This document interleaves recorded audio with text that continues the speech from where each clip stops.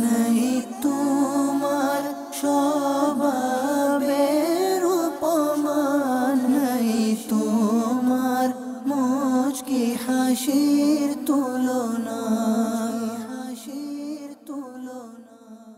আলহামদুলিল্লাহি রাব্বিল আলামিন ওয়াসসালাতু ওয়াসসালামু আলা সাইয়্যিদিল মুরসালিন আম্মা বা'দ ফাআউযু বিল্লাহি মিনাশ শাইতানির রাজীম বিসমিল্লাহির রহমানির রহিম আসসালাতু ওয়াসসালামু আলাইকা ইয়া রাসূলুল্লাহ ওয়া আলা আলিকা ওয়া সাহবিকা ইয়া হাবিবাল্লাহ আসসালাতু ওয়াসসালামু আলাইকা ইয়া নবিয়াল্লাহ ওয়া আলা আলিকা ওয়া সাহবিকা ইয়া নূরাল্লাহ।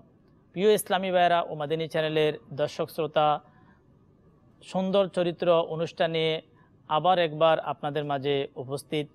আজকে আমাদের আলোচনার বিষয় হচ্ছে মুসলমানের দোষ ত্রুটি গোপন রাখা। এই ব্যাপারে ইনশাআল্লাহ আযওয়াজাল আমরা মাদানী ফুল হাসিল করব যে মুসলমানের দোষ ত্রুটি যে গোপন রাখবে আল্লাহ তাবারক ওয়া তাআলা তাকে কি ফজিলত কি নিয়ামত দান করবে, একজন মুসলমানের দোষ ত্রুটি প্রকাশ করা থেকে কীভাবে বাঁচবে, এই ব্যাপারে ইনশাআল্লাহ আমরা মাদানী ফুল হাসিল করব। আসুন আলোচনাতে যাওয়ার পূর্বে রাসূল করিম সাল্লাল্লাহু তাআলা আলাইহি ওয়াসাল্লামের উপর দুরূদ শরীফ পাঠ করার ফজিলত শ্রবণ করি। হাদিসে পাকের মধ্যে রয়েছে আল্লাহর মাহবুব সাল্লাল্লাহু তাআলা আলাইহি ওয়াসাল্লাম ইরশাদ ফরমান, যে ব্যক্তি আমার উপর 100 বার দুরূদ শরীফ পড়ে তবে আল্লাহ তাআলা তার 2 চোখের মাঝখানে লিখে দেন এই ব্যক্তি মুনাফিকি ও জাহান্নামের আগুন থেকে মুক্ত, এবং তাকে কিয়ামতের দিন শহীদদের সাথে উঠানো হবে। প্রিয় ইসলামী ভাইরা এবং মাদানী চ্যানেলের দর্শক শ্রোতা, আমরা দুরূদ শরীফের ফজিলত শ্রবণ করলাম যে দুরূদ শরীফ পাঠকারী কতই সৌভাগ্যবান যে আল্লাহ তাবারক ওয়া তাআলা তাকে দুরূদ শরীফের বদলতে কিয়ামতের দিন তাকে শহীদদের সাথেই রাখবেন। আল্লাহ রাব্বুল আলামিন আমাদেরকে অধিক থেকে অধিক পরিমাণে দুরূদ শরীফ পাঠ করার তৌফিক দান করুক। সাল্লু আলাল হাবিব সাল্লাল্লাহু তাআলা আলা মুহাম্মদ সাল্লাল্লাহু তাআলা আলাইহি ওয়াসাল্লাম সালাতান ওয়া সালামান আলাইকা ইয়া রাসূলুল্লাহ। তাসকিরাতুল আউলিয়া কিতাবের মধ্যে রয়েছে, একদা এক মহিলা একটি মাসআলা জিজ্ঞাসা করার জন্য হযরতে হাতেম আসাম রহমতুল্লাহ তাআলা আলাইহির দরবারে উপস্থিত হল। সহসা তার মলদ্বার থেকে সশব্দে হওয়া নির্গত হয়ে গেল, অর্থাৎ তার শরীর থেকে বায়ু বের হলো, যার ফলে ওই মহিলাটি লজ্জায় পড়ে গেলেন। মহিলাটি হযরতে হাতেম আসাম রহমতুল্লাহ তাআলা আলাইহির কাছে মাসআলা জিজ্ঞাসা করলেন। তিনি বললেন, আমি আসাম ব্যক্তি, অর্থাৎ কানে কম শুনি, যা কিছু বলবে জোরে বলতে হবে। মহিলাটি লজ্জার প্রকোপ অনেকটা কাটিয়ে উঠে উচ্চ আওয়াজে মাসআলার বিষয়টি আরজ করল। হাতেম আসাম রহমতুল্লাহ তাআলা আলাইহি তার যথাযথ জবাব প্রদান করলেন। আসলে কিন্তু তিনি কানে কম শুনতেন না, শুধু ওই মহিলাটিকে লজ্জা থেকে রেহাই দেওয়ার জন্য স্বেচ্ছায় বয়রা সেজেছিলেন। যতদিন পর্যন্ত ওই মহিলা জীবিত ছিল ততদিন পর্যন্ত তিনি কানে কম শোনার ভান করেছিলেন। ওই দিন থেকে তার হাতেম নামের সাথে আসাম শব্দটি যুক্ত হয়ে গিয়েছিল। প্রিয় ইসলামী ভাইয়েরা ও মাদানী চ্যানেলের দর্শক শ্রোতা, আমরা হাতেম আসাম রহমতুল্লাহ তাআলা আলাইহির যে ঘটনা আমরা শুনলাম, এতে আমাদের জন্য বাস্তবিক শিক্ষণীয় বিষয় রয়েছে যে হাতেম আসাম রহমতুল্লাহ তাআলা আলাইহি একজন মুসলমান মহিলার দোষ ত্রুটিকে গোপন রাখার জন্য, তাকে লজ্জা থেকে বাঁচার জন্য তিনি যে কানে কম শোনার ভান তিনি করেছিলেন, অর্থাৎ যতদিন পর্যন্ত তিনি ওই শহরের মধ্যে ছিলেন তিনাকে হাতেম আসাম বলা হতো। যে আসাম শব্দের অর্থ হলো যে কানে কম শুনে। তো প্রিয় ইসলামী ভাইরা, দেখুন আমাদের বুজুর্গানে দিন, আউলিয়ে কামিলিন যারা ছিলেন, তাদের চরিত্র কত সুন্দর ছিল, তাদের আখলাক কত সুন্দর ছিল। তারা চাইতেন মানুষের দোষ ত্রুটিকে গোপন রাখার জন্য তারা চেষ্টা করতেন। যেমন আমাদের মাযহাবের ইমামে আজম আবু হানিফা রহমতুল্লাহ তাআলা আলাইহি এর ব্যাপারে এসেছে, একদা সাইয়্যিদুনা ইমাম আবু হানিফা রহমতুল্লাহ তাআলা আলাইহি কুফার জামে মসজিদে অজুখানায় তিনি অজু করার জন্য তাশরিফ নিয়ে গেলেন। তিনি সেখানে এক যুবককে অজু করতে দেখলেন। অজুকারী লোকটির শরীর থেকে তখন অজুর ফোঁটা পানি ঝরতে লাগলো। হযরতে ইমাম আবু হানিফা রহমতুল্লাহ তাআলা আলাইহি ইরশাদ করলেন, হে বৎস, মা বাবার নাফরমানি থেকে তওবা করো। ছেলেটি তৎক্ষণাৎ বলল, আমি তওবা করলাম। অন্য আরেক ব্যক্তি অজুর ব্যবহৃত পানির ফোঁটা ঝরতে দেখে লোকটিকে ইরশাদ করলেন, ও ভাই, তুমি জিনা থেকে তওবা করো। সে বলল, আমি তওবা করলাম। তৃতীয় আরেক ব্যক্তির শরীর থেকে এরূপ পানি ঝরতে লাগলো। বললেন, মদ ও গান বাজনা শোনা থেকে তওবা করো। লোকটি বলল, আমি তওবা করলাম। কাশফের মাধ্যমে ইমামে আজম আবু হানিফা রহমতুল্লাহ তাআলা আলাইহি যেহেতু লোকদের গুনাহ দোষ ত্রুটি দেখতে থাকতেন, তাই তিনি আল্লাহ তাআলার দরবারে এই কাশ বন্ধ হওয়ার জন্য দোয়া করলেন, ফরিয়াদ করলেন যে আল্লাহ তাআলার দরবারে দোয়া কবুল হয়ে গেল। সেই থেকে হযরতে ইমামে আজম আবু হানিফা রহমতুল্লাহ তাআলা আলাইহির অজুকারীদের গুনাহ জড়তে দেখা বন্ধ হয়ে গেল। প্রিয় ইসলামী ভাইয়েরা ও মাদিনী চ্যানেলের দর্শক শ্রোতা, আপনারা দেখলেন যে কোটি কোটি মুত্তাকিদের ইমাম, আমাদের ইমামে আজম আবু হানিফা রহমতুল্লাহ তাআলা আলাইহি বেলায়েতের চক্ষু দ্বারা লোকদের অজু করার মাধ্যমে জড়ে যাওয়া গুনাহগুলো, নাফরমানিগুলো তিনি দেখতে পেতেন। নিঃসন্দেহে এটি ছিল তিনি রহমতুল্লাহ তাআলা আলাইহির কারামত। তা সত্ত্বেও তিনি সাধারণ লোকদের দোষ ত্রুটি সম্পর্কে জানতে পারা তিনি পছন্দ করতেন না। যে মানুষের যে শরীর থেকে গুনাহ জড়তেছে, মানুষের দোষ ত্রুটি তিনার মাঝে প্রকাশ হয়ে যাচ্ছে, তিনি তা পছন্দ করতেন না। ফরিয়াদের মাধ্যমে তার এই কাশ বন্ধ করে দেন তিনি। এই থেকে সেই সব লোকদের শিক্ষা গ্রহণ করা উচিত যারা অন্তরে ইমামে আজম আবু হানিফা রহমতুল্লাহ তাআলা আলাইহির মুহাব্বত রাখার দাবি করে, অথচ জোরপূর্বক এলোমেলো প্রশ্ন করে লোকদের দোষ ত্রুটি খোঁজায় লেগে থাকে। মনে রাখবেন, শরঈ কোনো কারণ ছাড়া ইচ্ছাকৃতভাবে কারো দোষ ত্রুটি খোঁজ করা গুনাহ, হারাম এবং জাহান্নামে নিয়ে যাওয়ার মতো কাজ। দাওয়াত ইসলামীর প্রকাশনা প্রতিষ্ঠান মক্তবাতুল মদিনা কর্তৃক প্রকাশিত অনুদিত পবিত্র কোরআন খাজাইনুল ইরফান সম্মিলিত কানজুল ঈমানের 950 পৃষ্ঠায় 26 পারার সূরাতুল হুজরাতের 12 নম্বর আয়াতের মধ্যে আল্লাহ তাবারক ওয়া তাআলা ইরশাদ ফরমান, আর তোমরা দোষ ত্রুটি তালাশ করো না। তো প্রিয় ইসলামী ভাইয়েরা এবং মাদিনী চ্যানেলের দর্শক শ্রোতা, আর যদি এই দোষ ত্রুটিগুলো অপরের কাছে এভাবে উপস্থাপন করলো যে সে বুঝে নিল এটি অমুকের দোষ, তাহলে তো এটি আরেকটি গুনাহ হলো। এই দোষটি যদি কোনো আলিমের দ্বীনের হয়ে থাকে, যদি তা প্রকাশ হয়, তাহলে গুনাহ আরও বেড়ে যাবে। যেমন হুজ্জাতুল ইসলাম ইমাম মুহাম্মদ গাজ্জালী রহমতুল্লাহ তাআলা আলাইহি কিরমিয়ায়ে সাআদাত কিতাবের মধ্যে লেখেন, আলিমদের দোষ ত্রুটি বের করা দুইটি কারণে হারাম। একে তো গীবত, দ্বিতীয় কারণ হলো তাতে লোকদের মধ্যে সমীহ কেটে যাবে, তারা এটিকে দলিল বানিয়ে এটির অনুসরণ করবে, নির্ভয়ে অনুসরণে ভুল করবে, আর শয়তানও তাদের সেই সব ভুলের অনুসারীদের সাহায্য করতে গিয়ে আসবে, আর গুনাহে নিমজ্জিত রাখার জন্য তাদেরকে বলবে, তুমি এমন এমন করো, অমুক আলিমের চেয়ে বড় পরহেজগার ব্যক্তি তো আর নও। যত বেশি লোককে এই ভুলটি জানিয়ে দেওয়া হবে ততই গুনাহ আস্তে আস্তে দিন দিন বাড়তেই থাকবে। মুসলমানদের উচিত লোকদের দোষ ত্রুটি অবগত হওয়া থেকে বিরত থাকা। কেউ যদি গায়ে পড়ে জানতেও চায় তবু তা শোনা থেকে বিরত থাকা উচিত। মোট কথা, যে কোনোভাবে কারো যে কোনো দোষ ত্রুটি শুনলে কিংবা দেখলে তা কারো নিকট প্রকাশ না করে গোপন রাখুন।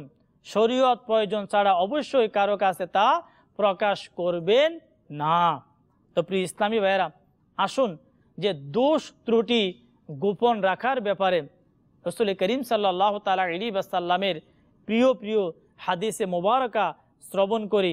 যারা মুসলমানের দোষ ত্রুটিকে গোপন রাখবে আল্লাহ তাবারক ওয়া তাআলা তাকে কি ফজিলত দান করবে।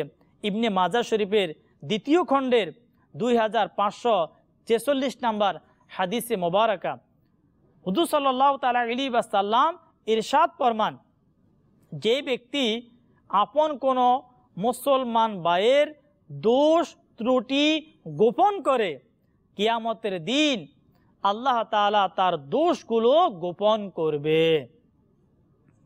আর যে ব্যক্তি আপন কোনো মুসলমান ভাইয়ের দোষ ত্রুটি প্রকাশ করে আল্লাহ তাআলা তার দোষগুলো প্রকাশ করবে, এমনকি তাকে তার ঘরের অর্থাৎ পরিবার পরিজনদের কাছে লাঞ্ছিত করবে। তো প্রিয় ইসলামী ভাইয়েরা, যে আজকে যদি আমি আমার মুসলমান ভাই তার থেকে কোনো দোষ প্রকাশ পেয়েছে, কোনো ত্রুটি প্রকাশ পেয়ে গেল, সে আমার মুসলমান ভাই, আমার আপন ভাই, আমার ঘরের লোক অথবা আমার বাহিরের লোক, যেই হোক না কেন, আমি যদি তার দোষগুলোকে গোপন রাখি তাহলে আল্লাহ তাবারক ওয়া তাআলা কিয়ামতের দিন আমার আপনার যে ত্রুটিগুলো, আমার আপনার ত্রুটির কোনো শেষ নেই।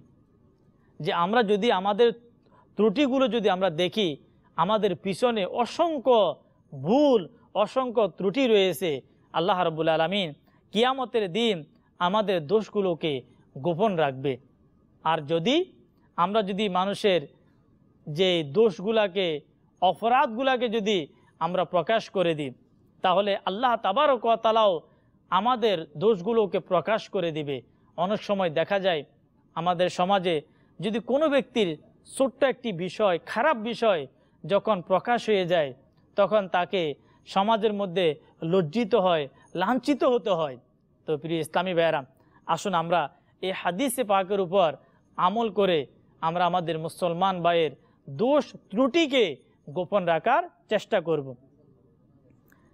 আরেকটি হাদিসে মোবারকা মুসলিম শরীফের হাদিস নাম্বার 6580, হুজুর সাল্লাল্লাহু তাআলা আলাইহি ওয়াসাল্লাম ইরশাদ ফরমান, যেই ব্যক্তি কোনো মুসলমানের দুঃখ দুর্দশা দূর করে দেয় আল্লাহ তাআলা কিয়ামতের দিনে তার দুঃখ দুর্দশা দূর করে দেবে। আর যে ব্যক্তি কোনো মুসলমানের দোষ ত্রুটিকে গোপন করবে আল্লাহ তাআলা কিয়ামতের দিন তার দোষ ত্রুটিগুলো গোপন রাখবে। সুবহানাল্লাহ। যে ব্যক্তি আপন ভাইয়ের দোষ ত্রুটি দেখে তা গোপন করে ফেলে তাকে জান্নাতে প্রবেশ করিয়ে দেওয়া হবে। সুবহানাল্লাহ। যে হাদিসে পাকে ওই ব্যক্তির জন্য জান্নাতের সুসংবাদ রয়েছে। কোন ব্যক্তির জন্য? যে তার মুসলমান ভাইয়ের দোষ ত্রুটিকে গোপন রাখে, আল্লাহ তাবারক ওয়া তাআলা তাকে জান্নাতে প্রবেশ করাবে। তো প্রিয় ইসলামী ভাইয়েরা এবং মাদিনী চ্যানেলের দর্শক শ্রোতা, আজকে আমাদের সমাজে অধিকাংশ সময় দেখা যায় যে আপন মুসলমান ভাই অথবা আত্মীয় স্বজন হোক, ঘরের লোক হোক, যে বিভিন্ন কারণে তাদের দোষগুলাকে তালাশ করা হয়, যেই বিভিন্ন কারণে এমন কিছু কথা বলা হয়, এমন কিছু প্রশ্ন করা হয় যার কারণে তার দোষ ত্রুটিগুলো প্রকাশ পেয়ে যায়। শেখ তরিকত আমির আহলে সুন্নাত নেকির দাওয়াত কিতাবের মধ্যে কিছু উদাহরণ পেশ করেছেন। আসুন আমরা শ্রবণ করি। যেমন কেউ যখন বাসা ভাড়া নিল তখন জিজ্ঞাসা করে বাড়িওয়ালা কেমন লোক। এই জিজ্ঞাসা মূলত কোনো গুনাহ হতে পারে না, কিন্তু এটি কয়েকটি গুনাহের কারণ হতে পারে। কেউ যদি প্রশ্ন করে এটা গুনাহ নয়, কিন্তু যিনি প্রশ্ন করলো এই প্রশ্নের উত্তর দিতে গিয়ে কয়েকটি গুনাহ হয়ে যায়। যেমন অপর বাড়াটি জবাবে বলল, লোকদের লেনদেনে স্বচ্ছ নয়, অত্যন্ত দুধ চরিত্র এবং কৃপণ। এভাবে বলাতে তিনটি দোষ প্রকাশ পেয়ে গেল। ওই দোষ তিনটি লোকটির মধ্যে বাস্তবে বিদ্যমান থাকলে তা তার দোষ হিসাবে গণ্য হতে পারে। এখন কথা হলো, বলাতে হয়তোবা তিনটি গীবত হলো, নয়তোবা অপবাদ।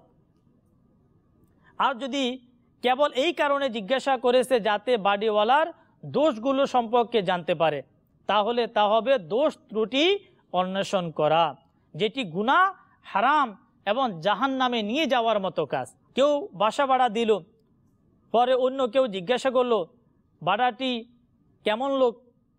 এই জিজ্ঞাসাটি মূলত গুনাহ নয়, কিন্তু এটি কয়েকটি গুনাহের কারণ হতে পারে।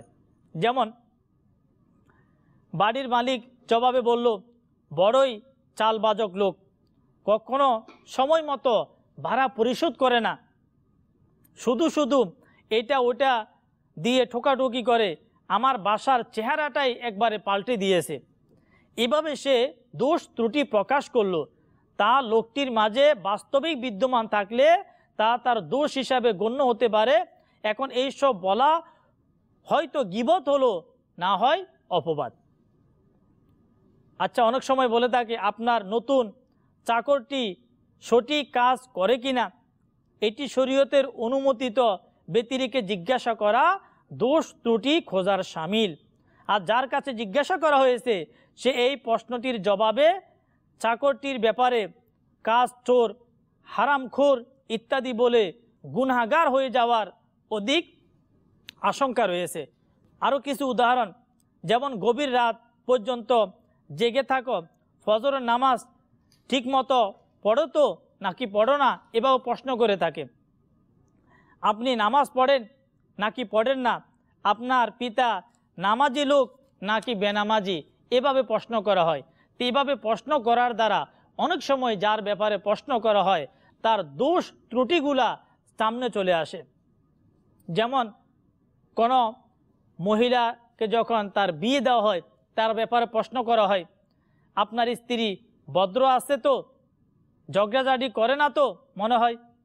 মহিলাদের মাঝে এই প্রশ্নটি স্বামীর দোষ অন্বেষণের বেলায় হয়ে থাকে।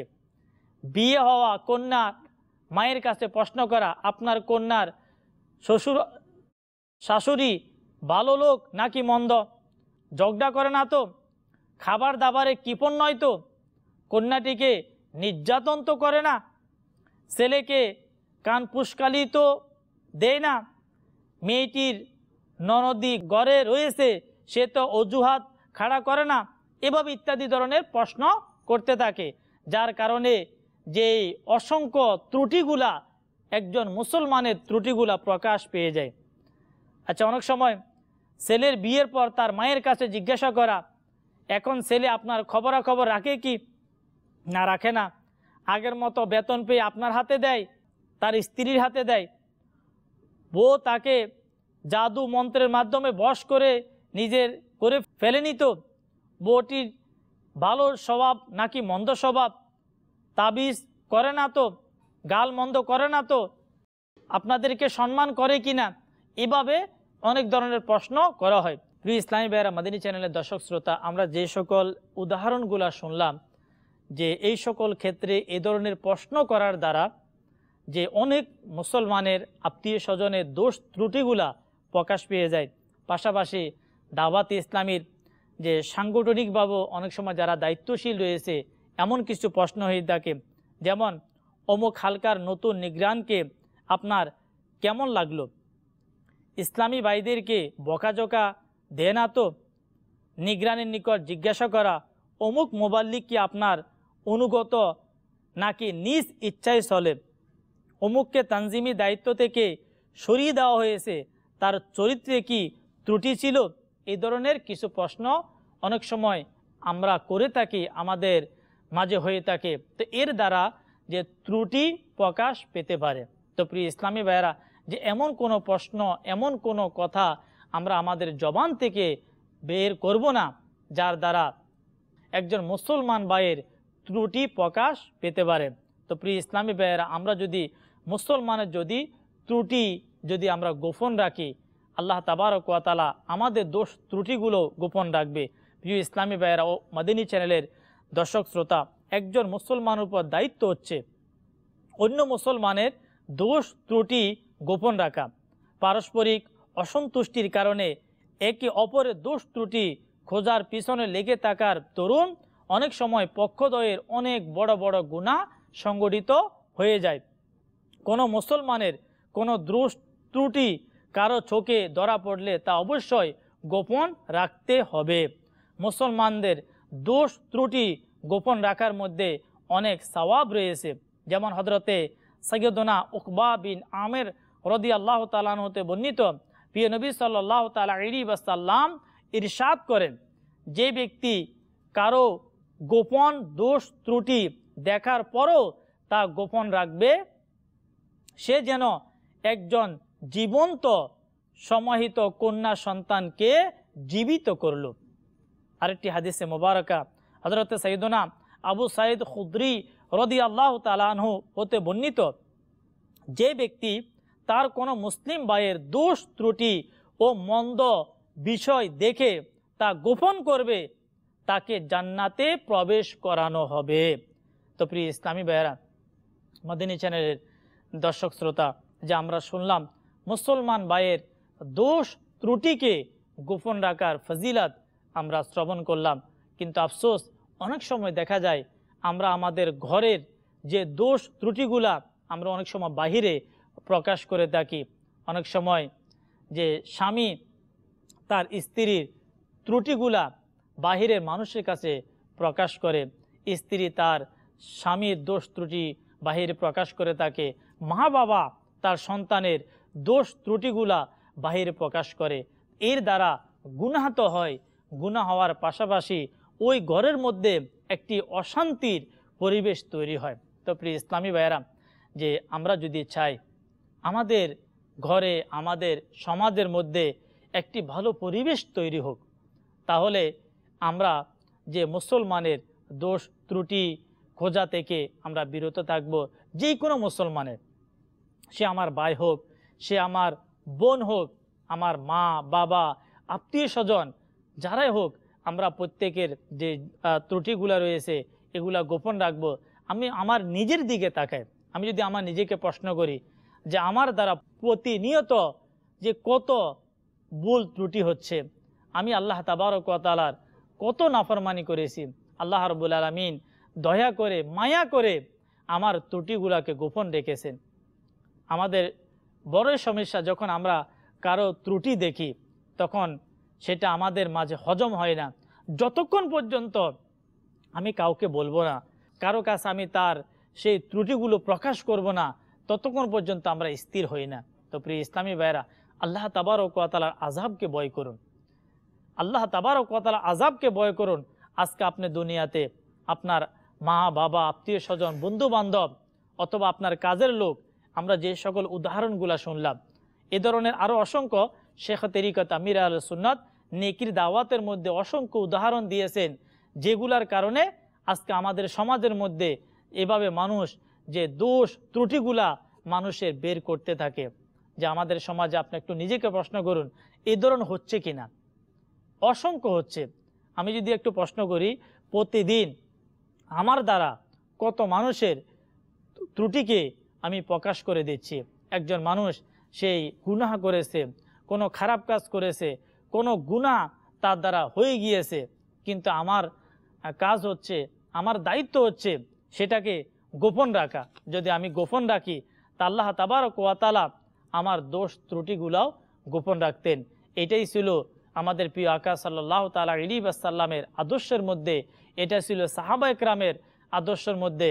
আমাদের আউলিয়া একরাম, আমাদের বুজুর্গানে দিন যারা ছিলেন, যে তারা যে তাদের আদর্শ এটাই ছিল, তারা কখনো কারো বিরোধিতা করতেন না, কারো সমালোচনা করতেন না, অথবা কারো বিরুদ্ধে লেখালেখি করতেন না। এটাই ছিল তাদের আদর্শ। তো আলহামদুলিল্লাহ আযজা ওয়া জাল, শেখ তরিকত আমির আহলে সুন্নাত আবু বিলাল মোহাম্মদ ইলিয়াস আত্তান কাদেরী দামাত বারাকাতুহুমুল আলিয়া আমাদের আত্মশুদ্ধির জন্য আমরা কিভাবে গুনাহ থেকে বাঁচব, আমরা কিভাবে নিজেদেরকে একজন সুন্দর চরিত্রবান মানুষ হিসাবে তৈরি করব। আলহামদুলিল্লাহ, এই জন্য এই প্রশ্ন আকারে মাদানী ইনামাত রিসালা আমাদেরকে দিয়েছে। যেমন আজকে আমাদের যে আলোচনার বিষয় যেটা ছিল যে মুসলমানদের দোষ ত্রুটিকে গোপন করা, প্রকাশ না করা, এই ব্যাপারও শেখ তরিকত আমির আহলে সুন্নাত মাদানী ইনামাতের মধ্যে দিয়েছেন।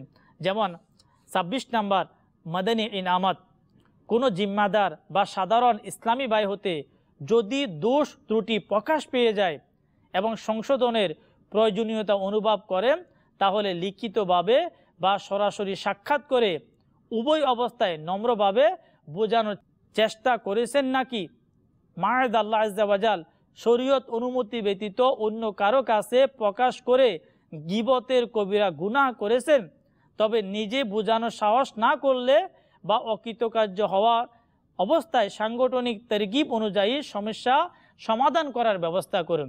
শেখ তরিকত আমির আহলে সুন্নাত যে কত সুন্দরভাবে দিয়েছেন যে একজন মুসলমানের দোষ ত্রুটিকে যাতে করে আমরা প্রকাশ না করি, গোপন রাখার চেষ্টা করি। যদি কোনো সাংগঠনিক জিম্মাদার যে দাওয়াতে ইসলামীর মাদানী কাজ করে থাকে, তার দ্বারাও যদি কোনো ভুল ত্রুটি হয়ে যায়, সেটা যে সাংগঠনিকভাবে যাতে করে কোনো গীবত সমালোচনা না হয়, ওইভাবে সমাধান করার জন্য তিনি আলহামদুলিল্লাহ মাদানী আরজ করেছেন, এই মাদানী ফুল দিয়েছেন। আমরা ইনশাআল্লাহ আযজা ওয়া জাল এই মাদানী ইনামতের উপর যদি আমরা আমল করি, ইনশাআল্লাহ আযজা ওয়া জাল যে আমাদের ভিতরে এই সকল মন মানসিকতা সৃষ্টি হবে যে আসলে বাস্তবিক যে আমাদের এই সকল গুণগুলা একজন মুসলমানের মাঝে প্রয়োজন।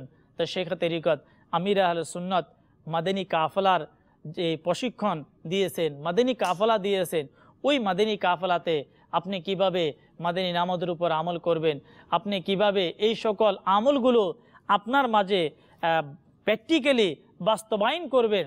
এজন্য আলহামদুলিল্লাহ দাওয়াতে ইসলামীর মাদানী কাফলা শহর থেকে শহর, গ্রাম থেকে গ্রাম মাদানী কাফলা সফর করে, আপনি যেখানে থাকুন, যে শহরে রয়েছেন, আপনি মাদানী কাফলায় দাওয়াতে ইসলামের সাথে যোগাযোগ করে আপনি মাদানী কাফলায় সফর করুন।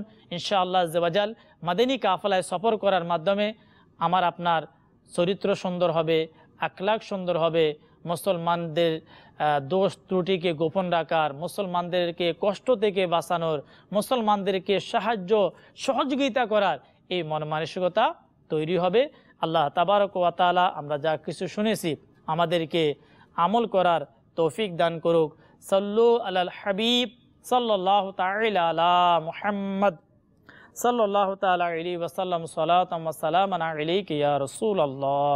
নাই তোমার স্বভাবের উপমা, নাই তোমার মুচকি হাসির তুলনা।